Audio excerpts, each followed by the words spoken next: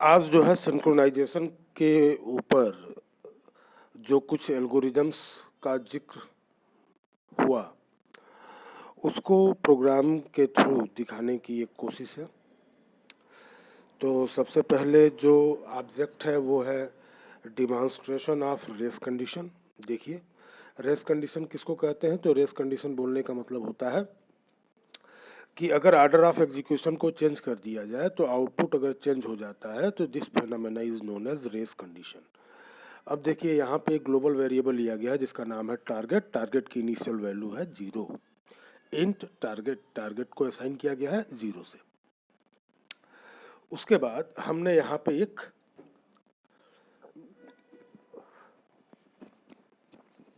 Process बनाया है, process 1।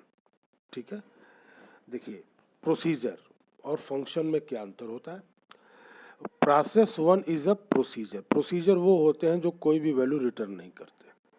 कोई भी वैल्यू रिटर्न नहीं करते, इसका मतलब क्या हुआ कि इनका रिटर्न टाइप क्या होना चाहिए? इनका रिटर्न टाइप होना चाहिए वाइड। तो प्रोसेस 1 इज अ प्रोसीजर और ये प्रोसेस 1 क्या कर रहा है? तो ये एक आउटपुट स्टेटमेंट दे रहा है, process 1 is writing the value. और अब हमने टारगेट की वैल्यू में 10 ऐड कर दिया है। ठीक है, तो ये शॉर्ट हैंड ऑपरेटर्स का इस्तेमाल, टारगेट की वैल्यू में हमने एक नई वैल्यू ऐड कर दी है 10। देखिए, हमारे पास दो ही मेन ऑपरेशन होते हैं, एक होता है रीड और एक होता है राइट। कुछ लोग कहते हैं कि update is also an operation. तो अपडेट अगर हम करते हैं तो बेसिकली हम लोग वैल्यू को क्या करते हैं? वैल्यू को राइट ही करते हैं। तो प्रोसेस 1 ने टारगेट की वैल्यू में 10 को ऐड कर दिया है। उसके बाद एक और प्रोसीजर प्रोसेस हमने बनाया हुआ है रीसेट। जब भी रीसेट कॉल होगा ये टारगेट की वैल्यू को क्या कर देगा? वापस रीअसाइन कर देगा 0 से। ठीक है, तो देखिए हमने क्या लिखा हुआ, टारगेट टारगेट इक्वल्स टू 0 और एक मैसेज है रीसेटिंग द वैल्यू। अब हम लोग प्रोसेस 2 की बात कर रहे हैं। तो प्रोसेस 2 जो है बेसिकली टारगेट की वैल्यू को रीड करेगा। ठीक है, तो हमने यहाँ पे टारगेट की वैल्यू को रीड किया। तो 3 प्रोसेस हमको दिख रहे हैं, प्रोसेस 1, प्रोसेस 2 और रीसेट। अब आइए मेन प्रोग्राम पे। प्रोसेस 1 कॉल हुआ, प्रोसेस 2 कॉल हुआ, फिर रीसेट हुआ। तो प्रोसेस 1 कॉल हुआ तो क्या होगा? टारगेट की वैल्यू 0 से हो जाएगी 10। उसके बाद से प्रोसेस 2 कॉल हुआ तो टारगेट की वैल्यू रीड की जाएगी। नाउ टारगेट की वैल्यू क्या हो गई? 10। उसके बाद से रीसेट कॉल हुआ। जब रीसेट कॉल होगा तो टारगेट वापस किस पे आ जाएगा? 0 पे आ जाएगा। उसके बाद हम लोग प्रोसेस 2 कॉल कर रहे हैं, यानी टारगेट की वैल्यू को रीड कर रहे हैं। नाउ टारगेट की वैल्यू क्या हो गई है? 0। तो प्रोसेस 2 क्या प्रिंट करेगा? 0। उसके बाद से बारी आएगी प्रोसेस 1 की। प्रोसेस 1 क्या करेगा? वैल्यू को इंक्रीमेंट करेगा। वैल्यू क्या होगी? वैल्यू हो जाएगी आपकी 10। फिर प्रोसेस 2 उसको क्या करेगा? कॉल करेगा। प्रोसेस 2 उसको रीड करेगा तो प्रोसेस 2 उसकी वैल्यू क्या प्रिंट कराएगा? 10। ठीक है, तो यहाँ पे सिर्फ और सिर्फ ये बताने की कोशिश हो गई है कि प्रोसेस 1 और प्रोसेस 2 के वो डिफरेंट ऑर्डर में अलग अलग नंबर्स में अगर हम लोग कॉल करें तो हमको जो आउटपुट मिलेंगे वो आउटपुट हमको अलग अलग मिलेंगे। इसका मतलब क्या हुआ कि रेस कंडीशन यहाँ पे दिखाई जा रही है। रेस कंडीशन मतलब अगर हम लोग अलग अलग प्रोसीजर को अलग अलग ऑर्डर या सीक्वेंस में कॉल करते हैं तो हमारा जो फाइनल आउटपुट होता है उस फाइनल आउटपुट की वैल्यू बदल जाती है और ये जो पूरा फेनामेना होता है उसको बोलते हैं रेस कंडीशन। एक बार फिर से आप लोग देखिए, global variable target whose initial value is 0, process 1 is incrementing the value of target by 10, process 2 is reading the value of target, and reset is setting back the value of target again to 0। ठीक है, this is the main testing program. अब आते हैं हम लोग race condition, जो ये variable 1 की बात कर रहे हैं। तो हमने यहाँ पे एक टर्न नाम का वेरिएबल लिया है जिसकी इनिशियल वैल्यू है 0। आई और जे, आई की वैल्यू 0 और जे की वैल्यू 1। ठीक है, एक सिंगल वेरिएबल टर्न का इस्तेमाल करके हम लोग ये काम करने जा रहे हैं। देखिए, हम लोगों ने यहाँ पे एक इनफाइनाइट लूप लिया है।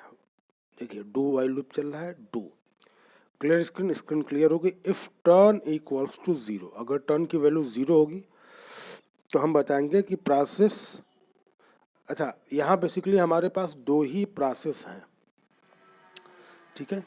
तो हमने हर प्रोसेस को एक यूनिक नंबर दिया है 0 और 1। तो अगर टर्न की वैल्यू 1 है इसका मतलब प्रोसेस 1 जो है क्रिटिकल सेक्शन में है, और टर्न की वैल्यू अगर 0 है तो हम बताएंगे कि यहाँ प्रोसेस 0 जो है क्रिटिकल सेक्शन में।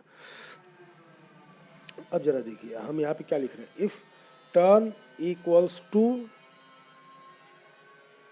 आई, तो टर्न की वैल्यू 0 और आई की वैल्यू 0 है, तो हम बोल रहे हैं कि प्रोसेस आई मतलब process 0 is in critical section. और अब हम लोग टर्न की वैल्यू क्या करेंगे, जे से असाइन कर देंगे। तो अब जे की वैल्यू कितनी है 1, यानी टर्न की वैल्यू कितनी होगी 1।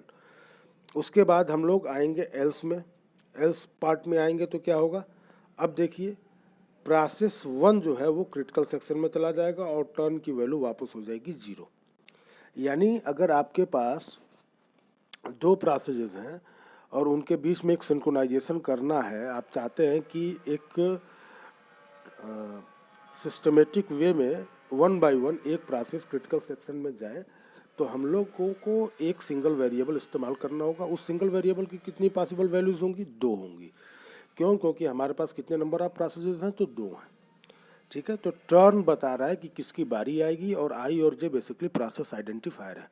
अगर टर्न की वैल्यू आई के बराबर है तो प्रोसेस आई एंटर करेगा, और अगर टर्न की वैल्यू जे के बराबर है तो प्रोसेस जे क्रिटिकल सेक्शन में एंटर करेगा, ठीक है। तो हमने आई की वैल्यू इनिशियली लिया है 0 और जे की वैल्यू को लिया है इनिशियली 1। तो टर्न अगर 1 के बराबर है तो प्रोसेस जे यानी प्रोसेस 1 जाएगा, और टर्न की वैल्यू अगर आई के बराबर है तो प्रोसेस 0 जो है वो क्रिटिकल सेक्शन में जाएगा। और ये चीज़ इनफाइनाइटली चलता रहेगा क्योंकि हमने इसको डू वाइल लूप में डाला है, और जो कंडीशन हमने लगाई है उस कंडीशन में हमने लिखा है 1। तो एक सिंगल वेरिएबल का इस्तेमाल करके हम लोग यहाँ पे थोड़ा सा मॉडिफिकेशन करके देख रहे हैं। हालांकि this is not an appropriate solution, ठीक है। अभी हम लोग धीरे धीरे इसको मॉडिफाई भी करेंगे, बट इतना तो ज़रूर है कि हमको एक बेसिक फ्रेमवर्क मिल चुका है कि अगर अपने पास दो प्रोसेसेस हैं तो एक वेरिएबल शेयर्ड वेरिएबल ले लेते हैं टर्न, और टर्न की वैल्यू जिस किसी प्रोसेस आइडेंटिफायर के बराबर होगा वो प्रोसेस क्रिटिकल सेक्शन में जाएगा। और चूंकि हमने दो ही प्रोसेस को कंसीडर किया है तो हम बोलेंगे कि भाई टर्न की दो ही पॉसिबल वैल्यू होगी, ठीक है। अब जरा देखिए, तो हम कह रहे हैं कि ये जो टर्न है, turn is now working as a semaphore, ठीक है। और इस सेमाफोर की कितनी पॉसिबल वैल्यूज है, तो इस सेमाफोर की दो पॉसिबल वैल्यूज हैं 0 और 1। तो अब इस टर्न को हम लोग बोलेंगे कि now turn is a binary semaphore. Binary semaphore कौन होता है, तो बाइनरी सेमाफोर वो शेयर्ड वेरिएबल होता है जिसकी केवल दो ही पॉसिबल वैल्यूज होती हैं, ठीक है। और वो जनरली हम लोग रखते हैं 0 और 1, ठीक है। तो यहाँ पे जो टर्न है, टर्न किस तरीके से दिख रहा है, तो टर्न हमारे सामने एक सेमाफोर के तरीके से दिख रहा है। कैसा सेमाफोर है, तो बाइनरी सेमाफोर है। और हम इसको बाइनरी सेमाफोर किस वजह से बोल रहे हैं, तो इसको बाइनरी सेमाफोर बोलने के पीछे का जो सबसे बड़ा रीज़न है वो यही है कि टर्न की दो ही पॉसिबल वैल्यूज़ हैं 0 और 1। चलिए अब हम लोग इस बेसिक फ्रेमवर्क को आगे लेके बढ़ते हैं। इस बेसिक फ्रेमवर्क को अगर हम लोग आगे लेके बढ़ रहे हैं तो अब हमें इसमें म्यूचुअल एक्सक्लूजन वाला जो कैरेक्टरिस्टिक था एल्गोरिज्म का उसको थोड़ा और बढ़ाना पड़ेगा। तो अब हमने यहाँ पे क्या किया है कि हमने फ्लैग नाम का एक एरे लिया है, फ्लैग नाम का एरे जिसकी साइज है 2, ठीक है। यानी हम यहाँ पर अभी भी दो प्रोसेसेस के बीच में सिंक्रोनाइजेशन की बात कर रहे हैं। तो फ्लैग टू की दो पॉसिबल वैल्यूज 0 और 1, और आई और जे दो हमारे पास प्रोसेस आइडेंटिफायर है जिनकी इनिशियल वैल्यू क्या है, 0 है और 1 है, ठीक है। अब हमने यहाँ पे एक कंडीशन लिखा है। कंडीशन क्या है, if flag i equals to i and flag j equals to j, ठीक है। अब जरा ध्यान ये देना है कि ये जो फ्लैग नाम का एरे है ना इसमें दो ही वैल्यूज हो सकती हैं, तो इसमें एक वैल्यू 0 होगी और एक वैल्यू 1 होगी। तो देखिए इनिशियली 0th इंडेक्स पर 0 है और फर्स्ट इंडेक्स पर 1 है, ठीक है। तो हमने लिखा है कि if flag i equals to i and flag j equals to j. तो फ्लैग आई की वैल्यू 0, यानी फ्लैग ऑफ 0 की वैल्यू 0 है और फ्लैग 1 की वैल्यू 1 है। अगर ये कंडीशन सेटिस्फाई होती है तो हम क्या लिखेंगे, process I is not ready for critical section, यानी जो वैल्यू 0 है वो क्रिटिकल सेक्शन के लिए रेडी नहीं है, और जिसकी वैल्यू 1 है वो क्रिटिकल सेक्शन के लिए रेडी है, ठीक है। तो हमने यहाँ पे क्या लिख दिया कि process I is not ready for critical section and process J is ready for critical section. अब हम लोग क्या करेंगे, जे और आई की वैल्यू को स्वैप कर देंगे। तो जे की वैल्यू पहले 1 थी, अब जे की वैल्यू 0 हो गई है, और आई की वैल्यू पहले 0 थी, अब आई की वैल्यू 1 हो गई है। अब हम लोग क्या करेंगे, फ्लैग आई और फ्लैग जे की वैल्यू को जे और आई से इंटरचेंज कर देंगे, यानी फ्लैग आई, आई मतलब 1 क्या हो जाएगा, 0 हो जाएगा, और 0 क्या हो जाएगा, 1 हो जाएगा, ठीक है। अब जो है देखिए यहाँ पे एक चीज़ जो है ये देखना है कि हम लोग फ्लैग की वैल्यू को अब आपस में इंटरचेंज कर दिए हैं, साथ ही साथ आई और जे की वैल्यू को इंटरचेंज कर दिए हैं। तो पहले हम लोगों ने आई और जे की वैल्यू को आपस में इंटरचेंज किया है, उसके बाद फ्लैग ऑफ आई और फ्लैग ऑफ जे की वैल्यू को आई और जे से क्या कर दिया है, इंटरचेंज कर दिया है, ठीक है। तो अब हम लोग आते हैं इसके दूसरे पार्ट में। दूसरा पार्ट क्या है कि if flag i equals to j and flag j equals to i, ठीक है। तो क्या होगा, तो जो वैल्यू 0 होगी वो क्रिटिकल सेक्शन में जाने के लिए रेडी नहीं होगा, और जिसकी वैल्यू 1 होगी वो क्रिटिकल सेक्शन में चला जाएगा।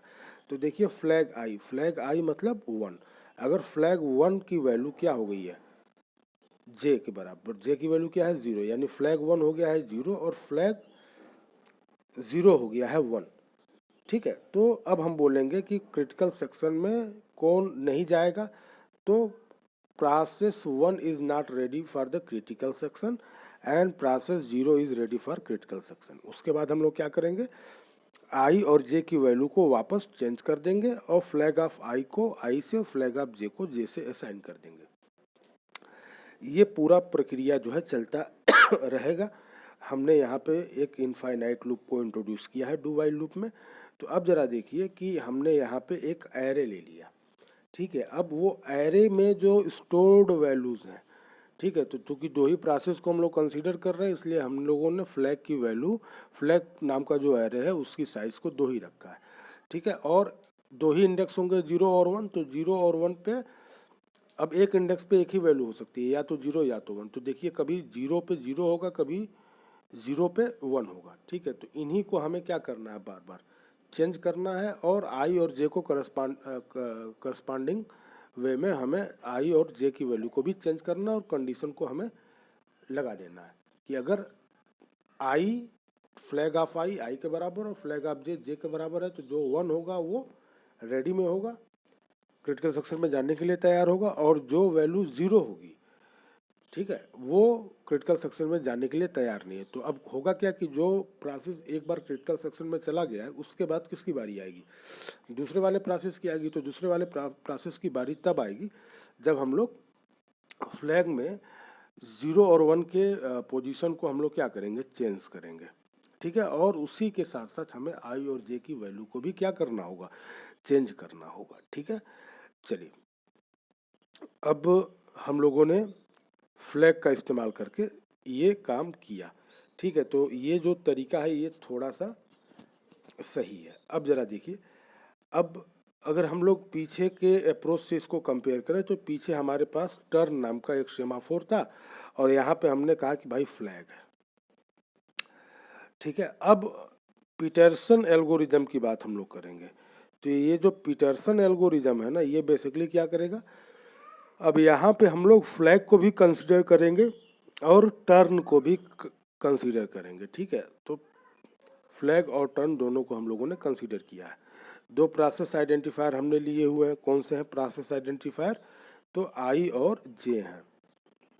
देखिए फ्लैग 0 की वैल्यू हमने जो है, सॉरी फ्लैग 2 जो हमने लिया हुआ है इसकी इनिशियल वैल्यू हमने असाइन कर दी है 0 0 से। टर्न की वैल्यू 0 है, आई की वैल्यू 0 है और जे की वैल्यू 1 है, यानी आई और जे हमारे लिए प्रोसेस आइडेंटिफायर है। टर्न हमको बताएगा कि किस प्रोसेस की बारी आनी है और फ्लैग बताएगा कि इनमें जो वैल्यूज़ हैं, जो वैल्यूज़ 1 होंगी और टर्न के बराबर होंगी वो चला जाएगा क्रिटिकल सेक्शन में। अब देखिए, अब हमने क्या किया कि फ्लैग आई यानी फ्लैग 0 की वैल्यू हमने 1 कर दिया। ये आपके ऊपर है, अगर आप चाहो तो फ्लैग जे की वैल्यू को भी 1 कर सकते हो, उसके अकॉर्डिंग आपको नीचे कंडीशन क्या करना पड़ेगा, चेंज करना पड़ेगा। तो मैंने यहाँ पे एक इनफाइनाइट लूप चलाया वाइल 1, और अब हमने लिखा है कि if turn equals to i and flag of i. तो ये जो ब्रैकेट है ना, जो स्मॉल ब्रैकेट दिख रहा है, बेसिकली ये स्क्वायर ब्रैकेट होना चाहिए था। तो flag of i equals to 1, ठीक है, यानी टर्न की वैल्यू आई के बराबर और फ्लैग ऑफ आई की वैल्यू 1 के बराबर अगर है तो हम लोग अब क्या बताएंगे कि प्रोसेस आई जो है वो क्रिटिकल सेक्शन में है। उसके बाद हम बताएंगे कि क्रिटिकल सेक्शन से जब वो बाहर निकलेगा एग्जीक्यूट करा के, तो हमें फ्लैग की वैल्यूज़ में 0 और 1 को क्या करना होगा, री इंडेक्सिंग उनकी करनी होगी और टर्न की वैल्यू को हम लोग सेट कर देंगे जे से, ठीक है। अब जो वैल्यू टर्न की वैल्यू जो जे से सेट होगी, तो अब हम बोलेंगे कि टर्न जो है बेसिकली क्या बता रहा था कि कौन सा नया प्रोसेस जो है क्रिटिकल सेक्शन में जानने के लिए तैयार है, मतलब प्रोग्रेस की बात थी। तो अब ये प्रोग्रेस हम लोगों को यहाँ दिखेगा, ठीक है। अब देखिए, if turn equals to j और flag of j equals to 1, ठीक है। तो अब कौन सा प्रोसेस जो है क्रिटिकल सेक्शन में जाएगा, तो अब जो है प्रोसेस जे जो है वो क्रिटिकल सेक्शन में जाएगा। क्रिटिकल सेक्शन से जैसे ही हमारा प्रोसेस जे बाहर आएगा, हम लोग फ्लैग वाले एरे में 1 और 0 की वैल्यू को रीसफल कर देंगे, टर्न की वैल्यू को आई से सेट कर देंगे क्योंकि प्रोसेस जे एग्जीक्यूट हो चुका है। अब किसकी बारी आनी है, तो प्रोसेस आई की बारी आनी है, ठीक है। तो ये जो पीटरसन एल्गोरिदम है, यहाँ पे आपको प्रोग्रेस भी दिख रहा है और ये भी पता चल रहा है कि अगलिया कौन एग्जीक्यूट कर चुका है और किसकी बारी आने वाली है, ठीक है। तो this is beauty of this algorithm, Peterson algorithm की, जहाँ पे हम लोग दो वेरिएबल यूज़ करते हैं, फ्लैग जो कि प्रोग्रेस बताएगा और टर्न बताएगा कि कौन है जो क्रिटिकल सेक्शन को एग्जीक्यूट कराएगा, ठीक है। तो बेसिकली हम लोगों ने ये जो पीटरसन एल्गोरिदम के लिए जो सोल्यूशन हमको मिला है, हम लोग कहाँ से पीटरसन एल्गोरिदम पे आए हैं, तो हम लोग इन दोनों चीज़ों को मर्ज किए। देखिए, एल्गो 1 जहाँ पे एक सिंगल वेरिएबल था, एल्गो 2 जहाँ पे हम लोगों ने फ्लैग लिया था, अब हम लोग एल्गो 3 की अगर बात करें तो एल्गो 3 मतलब पीटरसन एल्गोरिदम। एल्गो 3 किससे मिल के बना हुआ, तो एल्गो 1 और एल्गो 2 दोनों को मिला के हम लोगों ने किसको बनाया है, पीटरसन एल्गोरिदम को बनाया है, ठीक है। चलिए, अब हम लोग एल्गो 3 को देख लिए हैं। अब हम लोग बात कर रहे हैं किसकी, अब हम लोग बात करेंगे solving critical section problem using counting semaphore. देखिए, काउंटिंग सेमाफोर का क्या मतलब होता है। अभी हम लोगों ने बाइनरी सेमाफोर की बात की थी। तो बाइनरी सेमाफोर क्या था, बाइनरी सेमाफोर बोलने का मतलब था कि वो सेमाफोर जिसकी दो ही पॉसिबल वैल्यू होगी। कौन कौन सी पॉसिबल वैल्यू होगी, तो एक होगी 0 और एक होगी 1। अगर किसी शेयर्ड वेरिएबल की वैल्यू जो है दो वैल्यू से ज़्यादा है तो हम उसको बोलेंगे काउंटिंग सेमाफोर। तो अब हमारे पास सेमाफोर जो है उसकी वैल्यू कुछ भी हो सकती है, कोई भी एक इंटीजर नंबर हो सकता है। अब देखिए, सेमाफोर के ऊपर हम लोग दो ऑपरेशन एग्जीक्यूट कराते हैं, एक को बोलते हैं वेट और एक को बोलते हैं सिग्नल। जब भी सिग्नल कॉल होता है वो सेमाफोर की वैल्यू को बढ़ाता है और जब भी वेट कॉल होता है वो सेमाफोर की वैल्यू को घटा देता है, ठीक है। तो अच्छा, ऐसा ही एक काम कब हो रहा था, जब हम लोग प्रोड्यूसर कंज्यूमर प्रॉब्लम देख रहे थे तो हमने कहा था कि जब भी प्रोड्यूसर जो है किसी बकेट को भरेगा तो काउंट बढ़ जाएगा और जब कंज्यूमर उसको क्या करेगा, कंज्यूम करेगा, तो काउंट की वैल्यू घट जाएगी।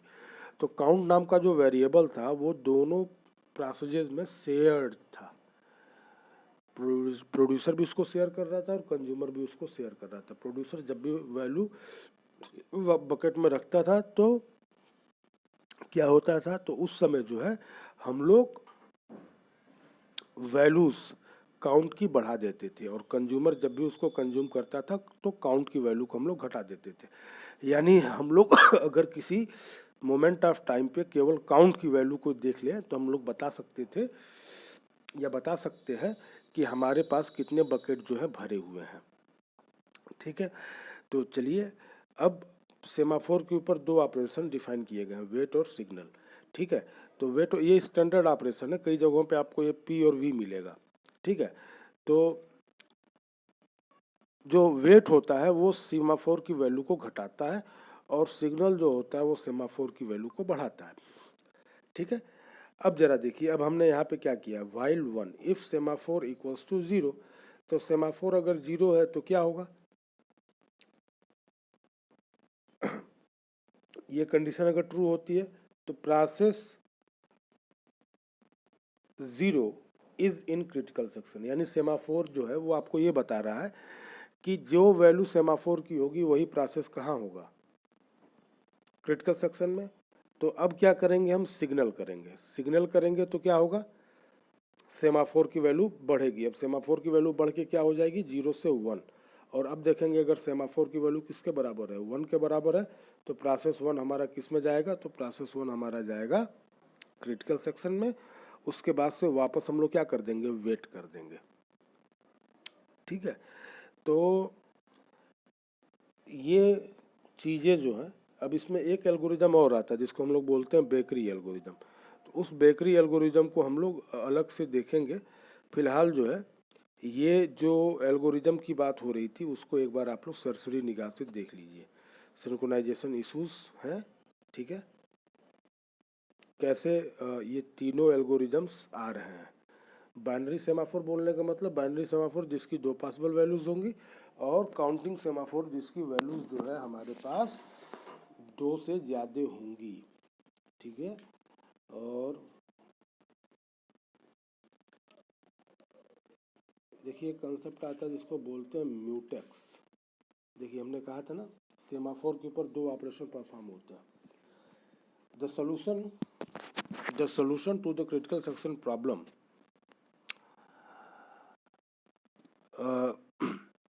is more complex problem. To overcome this difficulty we can use synchronization tools called semaphore. A semaphore, yes, is an integer value that apart from initialization is assessed only through two standard atomic operation, wait and signal. The operations were originally termed P for wait from the Dutch, ये एक Dutch word से आ रहा है जिसको बोलते हैं प्रोबेरन। ठीक है, वेट, वेट मतलब पी, प्रोबेरन। और दूसरा वैल्यू आता है वी, वी मतलब किसके लिए, सिग्नल के लिए। तो सिग्नल में क्या हो रहा है, देखिए सिग्नल में वैल्यू हमारी बढ़ रही है और वेट में हमारी वैल्यू क्या हो रही है, घट रही है। ठीक है, वेट में वैल्यू सेमाफोर की घटेगी, सिग्नल में हमारी वैल्यू बढ़ेगी। तो अभी हमने कहा ना कि वेट और सिग्नल को हम लोग पी और वी के नाम से जानते हैं। तो पी मतलब क्या, प्रोबेरन, एक डच वर्ड है, और उसी तरीके से दूसरा जो डच वर्ड है जिसको बोलते हैं वेरोगन। ठीक है, इस वेरोगन से हमको क्या मिल रहा है, वी मिल रहा है। ठीक है, तो इन्हीं तो ये अच्छा एक चीज़ और है, टेस्ट एंड वेट, आप लोगों के उसमें सिलेबस में होगा टेस्ट एंड वेट। तो टेस्ट एंड वेट बोलने का भी मतलब यही है। ठीक है, टेस्ट एंड वेट बोलने का भी मतलब यही है कि we are talking about wait मतलब टेस्ट, ठीक है, और सिग्नल जो है उसको हम लोग वी से रिप्रेजेंट कर रहे हैं। ठीक है, तो ये जो यस करंट दिखाएगा वैल्यू, उसी प्रोसेस का टर्न होगा क्रिटिकल सेक्शन में जाने का। आगे के देखिए क्या है, modification to the integer value of semaphore in the wait and signal operation must be executed individually. That is, when one process modifies the semaphore value, no other process can simultaneously modify that same semaphore value. In addition, in the case of wait, yes, the testing of the integer value of yes is less than equal to 0, and its possible modification yes minus minus must also be executed without interruption. We shall use this concept of semaphore in implementation of mutex. ठीक है, अब जरा देखिए, अगर हमको एक ऐसे problem को एड्रेस करना है, प्रोड्यूसर कंज्यूमर प्रॉब्लम को, जहाँ पे हमारे पास दो से ज़्यादा पार्टिसिपेंट्स हैं, ठीक है, तो हम वहाँ पे इस शेयर्ड वेरिएबल सेमाफोर का इस्तेमाल करेंगे। सेमाफोर जिस किसी वैल्यू को पॉइंट आउट कर रहा होगा वही वैल्यू क्रिटिकल सेक्शन में जाएगी, ठीक है। तो एक तरीके से जो टर्न का रोल था वही रोल जो है यहाँ पे सेमाफोर का भी है, ठीक है। अब एक चीज़ मैं और बताऊं,